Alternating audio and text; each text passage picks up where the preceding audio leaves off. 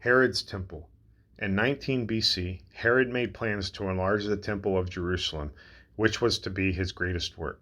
To obtain the support of the people for this project, Herod addressed them directly, reminding them that Solomon's original temple was 90 feet taller than the current temple, which was built after the Jews returned from Babylon. The people were afraid that Herod would tear down their temple and then find himself unable to complete the expensive one he had planned, but he assured them that he would not touch the existing temple until everything needed to rebuild was assembled. In preparation for the building, Herod assembled 1,000 wagons to transport the needed stones, chose 10,000 skilled workmen, and instructed priests in the art of stone cutting and carpentry so that they could construct the inner temple itself. The old temple foundation was dismantled and a new one laid for a temple 150 feet long and 180 feet high. The temple was built of white stone, each 37.5 feet long, 12 feet high, and about 18 feet wide. The temple doors were of the same height as the temple, adorned with veiled or embroidered with purple flowers. Over the doors, but under the top of the temple, spread a golden vine, its branches hanging down from a great height. The temple and its enclosures were built on the hill that Solomon had totally enclosed with massive walls and made level at the top. The hilltop was 1/8 of a mile long on each of its 4 sides. Solomon's original colonnade still enclosed the eastern sections of the grounds.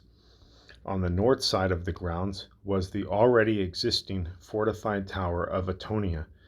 In the western quarter of the temple enclosures there are 4 gates. The first led to the king's palace via an enclosure over the valley between the palace and the temple hill. The other gates led to the outskirts of the city, while the last led down the valley and back up again to the other part of the city. The south quarter of the enclosure contained gates in the center and the new royal cloisters which towered above the valley below.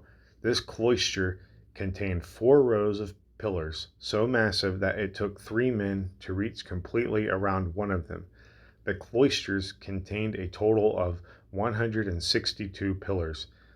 3 walkways were formed by the rows of pillars.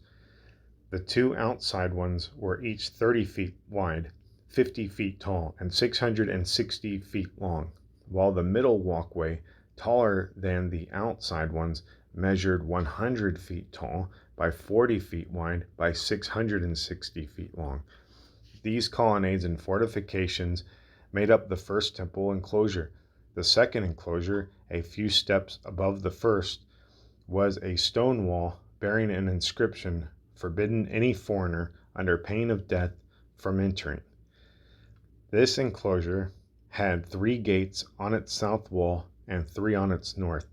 The east wall contained 1 large gate, through which the pure and their wives might enter, although the women could go no further than the court of women. Still further inward was the court of the Israelites, where the men might enter, while beyond that was the court of the priests. The temple itself was within the court of priests, with the altar before it for sacrifices and burnt offerings. Herod could not enter the temple itself because he was not a priest, but he built the cloisters and the outer enclosures over the period of 8 years. The temple itself was built by priests in 1.5 years. A secret passage was built from Antonia to the eastern gate of the inner temple, over which Herod erected a tower, so he could reach the temple underground and guard against any plans of sedition that might be made there. It is also reported that during this time the temple itself was being built. It never rained during the daytime, but showered at night, so the work was not slowed down. Upon the temple's completion, a great celebration was held, during which Herod himself sacrificed 300 oxen to God. The temple celebration happened to coincide with the celebration of Herod's inauguration, which made the occasion even more illustrious and extravagant.